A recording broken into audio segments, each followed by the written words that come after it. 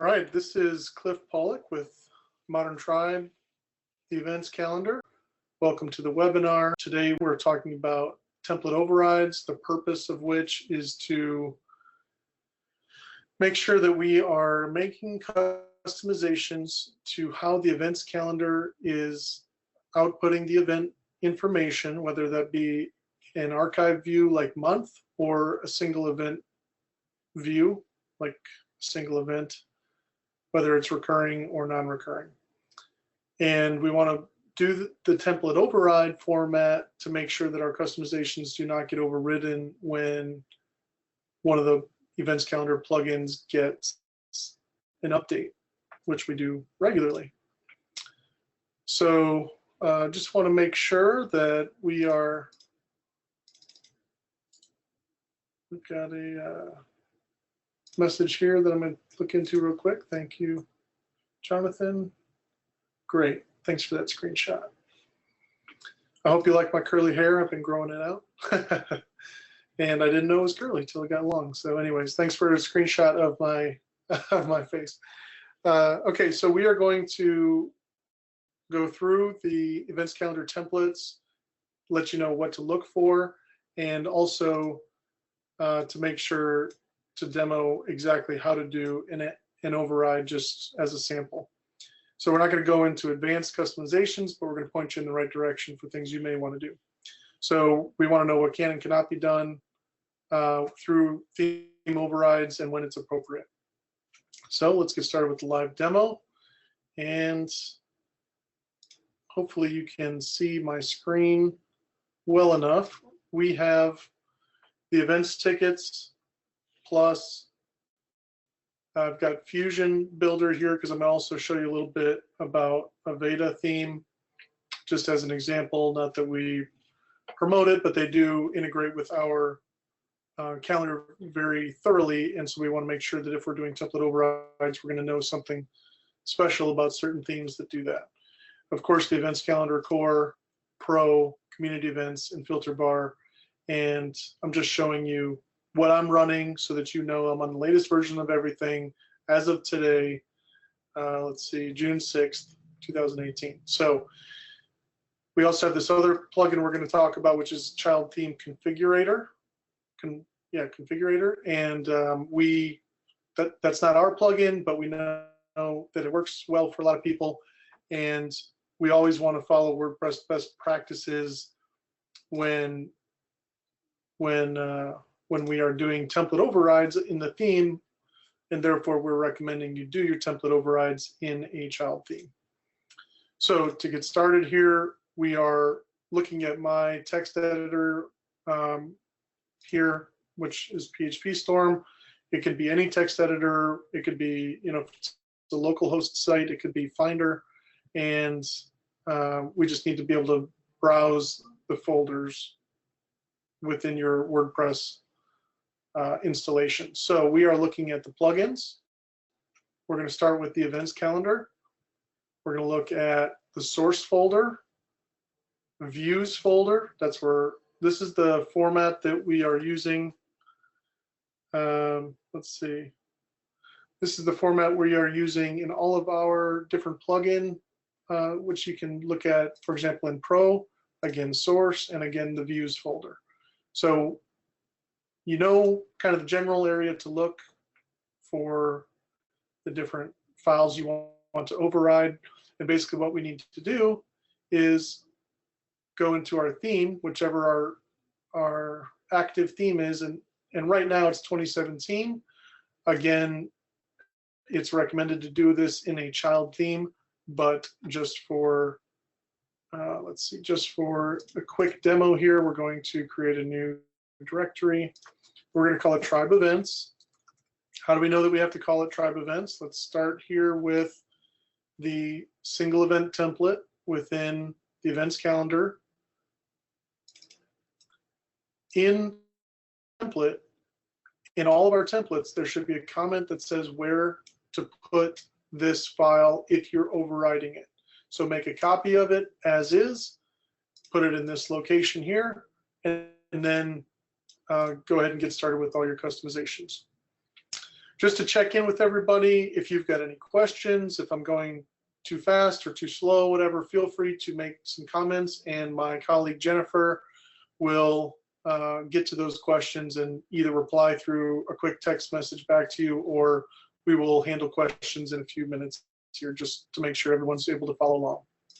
So again, we are at your theme, which again, we're recommending your child theme, the tribe events folder, which is where our plugin knows to go look for things, and single events. So what we are doing is we are copying, not moving, but copying. See the green plus sign? We're making a duplicate copy, not a move. And then we are closing out the original, and now we are editing the file from our 2017 theme. So let's see what it looks like. Here is a sample event, a single event, and notice it's just, you know, the default view with 2017 theme. So we're going to look at all the stuff going on in here. We are doing some PHP up top, and you can leave these comments in. It can help you know which version you originally pulled this single event file from. And then you can do any customizations you want up here in the PHP section. You could, you know, create a new function or do whatever you want to do to get the data ready to use. And then we close the PHP and start with HTML. And notice we're getting the tribe events link. We're getting the all events link. So this right here, this link right here, if you wanted to remove it, this whole paragraph block here, tribe events back button, just fully delete it if you wanted to.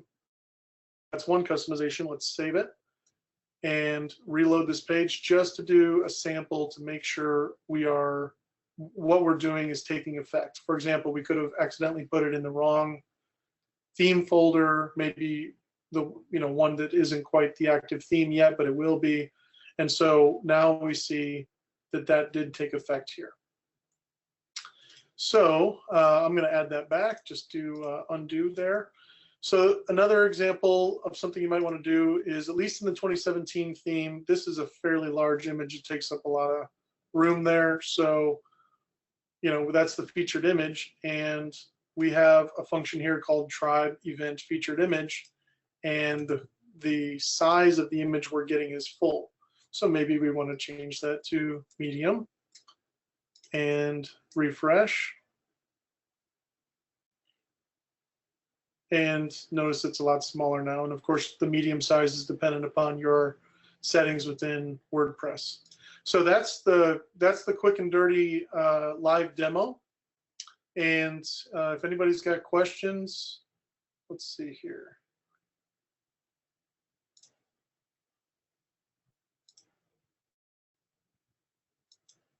Jennifer, if you've got any questions piled up yet?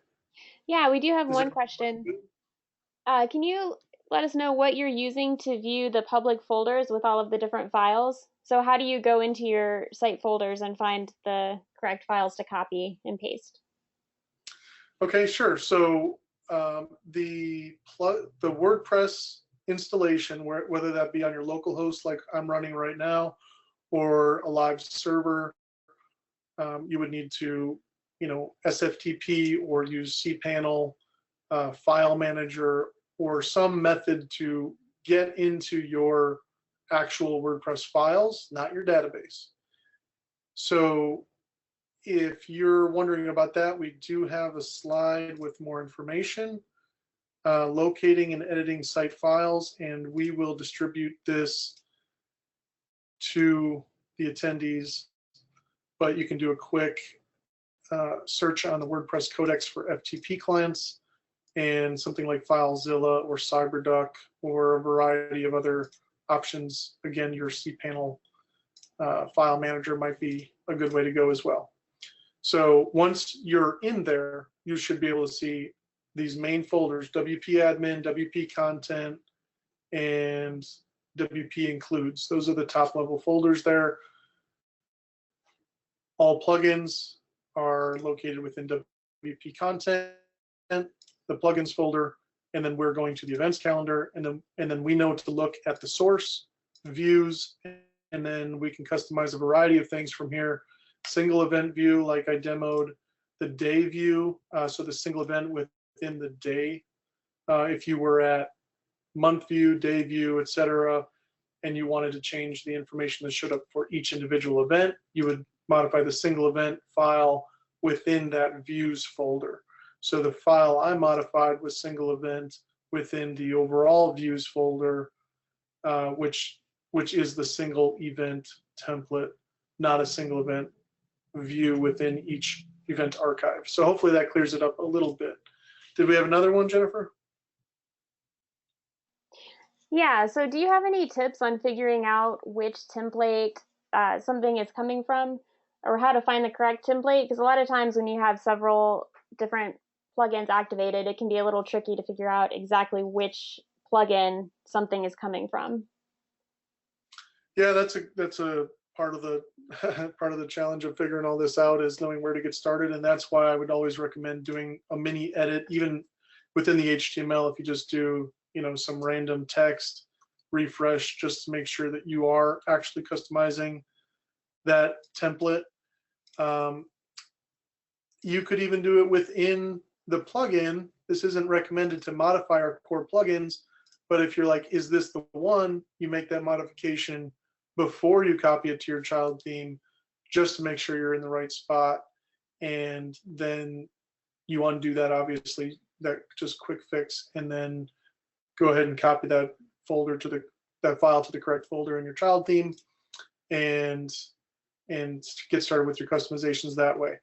Now, you can use hopefully a little bit of common sense. For example, the map view is only included in the Pro plugin, so you can think that the map view files would be located in the Pro folder, in the source, in the views, Pro, map, and then whatever else to customize that. So hopefully that helps there. So we got a couple questions out of the way. That's great. I'm going to continue to show you a little bit of a gotcha if you are customizing something like the Aveda theme. So we are going to look inside the Aveda folder and notice, hey, they already have a tribe events folder. Most themes don't, but the ones that claim integration with the events calendar, that's their theme integrating with us. We don't offer any themes, but if their theme has some customizations in place, if you were to copy our template from single event and you were to put it in your Aveda theme child theme, let's move that there. So we move that from 2017 to the Aveda child theme. That single event file that we copied from the events calendars plugin folder is not the same thing as what comes from the Aveda theme. Notice they have their own single event. So in the hierarchy, our plugin template loads first, and then the Aveda themes override loads just like the 2017 theme we just did the override for. But in your child theme, just the way WordPress child theming works, your child theme, if it has the same file in the same location, is going to override the Aveda parent theme. The problem is that if you override the Aveda single event PHP with our plugins single event PHP, it's going to look drastically different, possibly. It's going to have different markup, and it's not going to work exactly how you'd expect. So we're going to look at the Aveda tribe events single event PHP, and we're looking for, are there any differences? Hey, guess what? Aveda events calendar, they've got this special class and method that they're running here, whatever that does. They've got a Fusion events class on the featured image. They've got their own single event title that they're rendering. They might have some different action hooks in here throughout their different templates, etc. So if we want to actually override what Aveda does to our plugin, we're going to remove this file that we already created from our default plugin, and we're going to make sure we got the correct file here, Aveda tribe events single event, and we're going to copy that down to our child themes tribe events folder And again, we're copying, not moving. And then we're going to get started with our customizations here.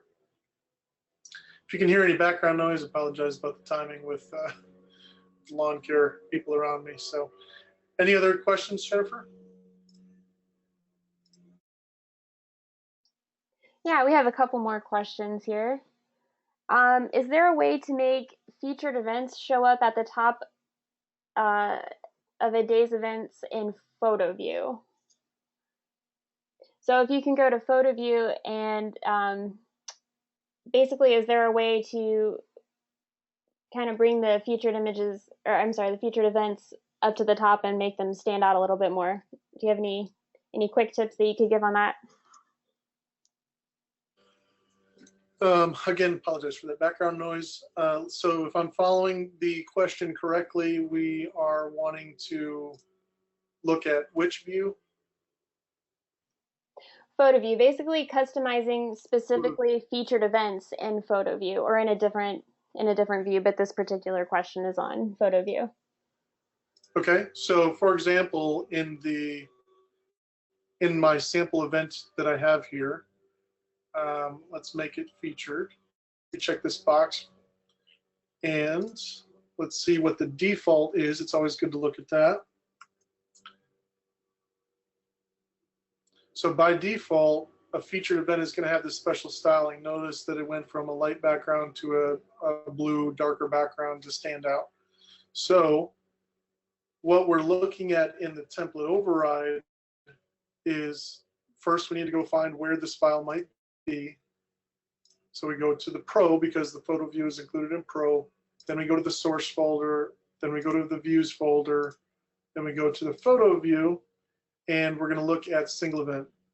And we're going to look for featured.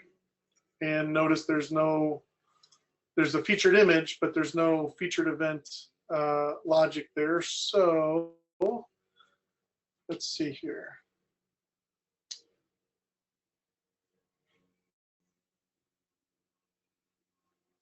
Let me take a look.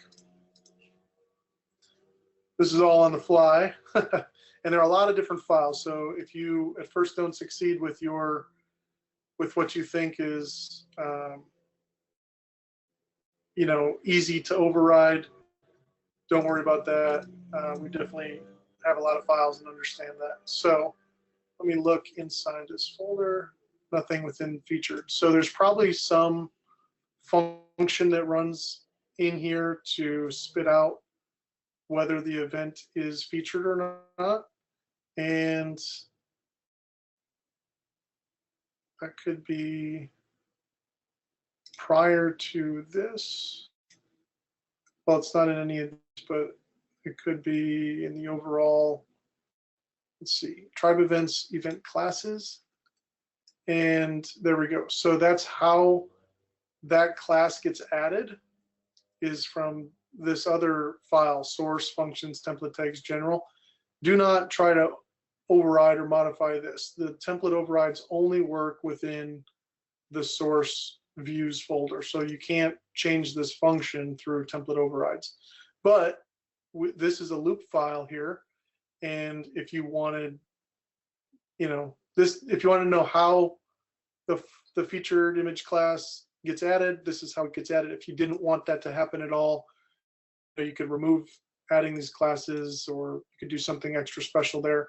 But really, when it's a featured event like that, and let's say you want the background to be green instead of blue, you might be better off just targeting that class, that let's see, that tribe event featured class through CSS. So that's probably the best way to handle that. Hopefully that diving in a little deeper maybe shed some light on how things happen within these templates, but actually doing the customization, or that was a CSS answer. If you're wanting to prioritize which ones show up in the loop first, you're probably going to instead want to filter the tribe events pre-get posts, which is a filter. And if you don't know what actions and filters are, we do have some help in our help desk. We can point you in the right direction. Any other questions? We're getting close on time, and just wanted to make sure that we can maybe answer one or two more. Yeah, I think we have time for one more question. We have someone trying to update a widget template, and it's saying that the file has been deprecated. Um, we know that we can customize widget templates in the same way, depending on which plugin they're coming from. Like you had mentioned before, it could be the Events Calendar or Events Calendar Pro. But is there a way to tell if the file has been updated in a recent release and we need to maybe go back and make some changes to our copy? How do we know if a file has been updated? Yeah, that's a great question. I sort of mentioned that real quickly before.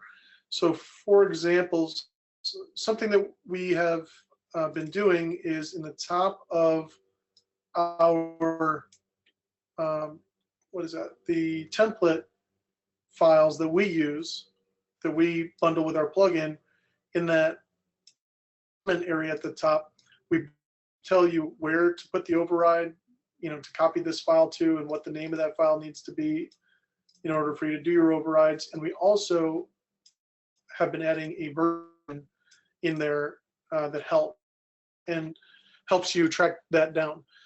So right now, I don't know the current version of Pro off the top of my head, but let's see.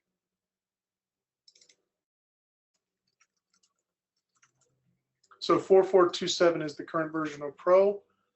This one is 442, and let's double check that. Yeah, 4427, and this one's 44.2.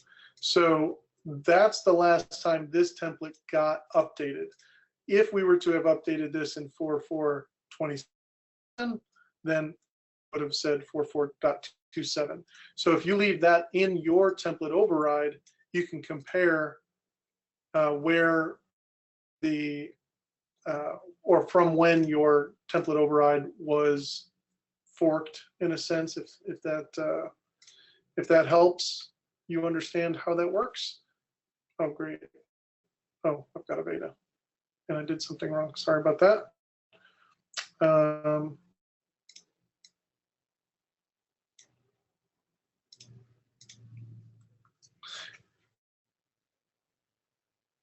And it'll go back to the default theme here, but I was showing you the tribe help page.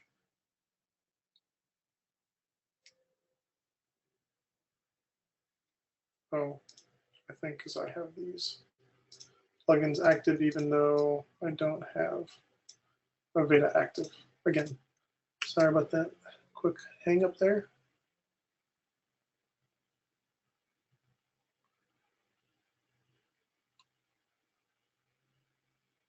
I know we all love looking at loading screens. So at the bottom here, we have recent template changes. This is something that WooCommerce does as well, or similarly. And so that might help you in looking at your template override history, or something that that you might have done. And this is to try to help you detect if you have a template override change. So anyway, I think that's a good overview. Let's get back to our slides here to finish it out. And again, a question that wasn't answered, we can help you in the desk. And let's get started here with the summary. Again, you want to locate the files. We definitely advocate you using a child theme. The child theme configurator plugin that I showed you I had installed, but we didn't demo. That plugin is very helpful for you to create a child theme from any parent theme you're already using, and it just adds the required files, load required CSS from the parent and whatever else is needed like that, and then you can get started with your customizations that way. It just makes it a little quicker and easier for you to actually generate a child theme so that you can get started moving or copying some of those templates into that child theme tribe events folder. So what template overrides can do: modify HTML and PHP for front-end views. Again, looking in the views folder of each plugin. Now, something we also want to mention is there are a lot of action hooks and even some filter hooks, of course, in the actual functions that our templates run. So if you are able to use an action hook, like you just want to insert some new information somewhere and there's already an action hook existing, it's recommended to use an action hook instead, because then you don't have to worry about your templates getting out of sync or outdated. You can just use that action hook, and those actions hooks don't go away or change, on the regular or anything like that. So you might want to look into that as well. That's a little bit more advanced than the template override, but it's in the same category. If you can do template override, especially with some help from us in the help desk if necessary, you can definitely do an action hook. And what template overrides cannot do, you can't override admin views. This is for front end views. It's anything in those views source folders. That is on the feature request list, something that we may add in the future, but as of right now. And actually changing the CSS or JavaScript or core template files do not modify our plug files, because those changes will get overridden upon any future updates. And you can't like load new CSS, modify the JavaScript or something like that simply through template overrides. You would want to do, again, an action hook or something like that. So to close this out, we want to mention a couple of these helpful links. Again, we're mentioning actions and filters, different references, how to locate those files, which ones to modify, and how to copy and such. So these links will be included in the handout that you should receive. And we've answered a number of questions. And again, those questions can be directed to our help desk. So hopefully you enjoyed it, and I had a great time. Thank you very much for hanging out with me.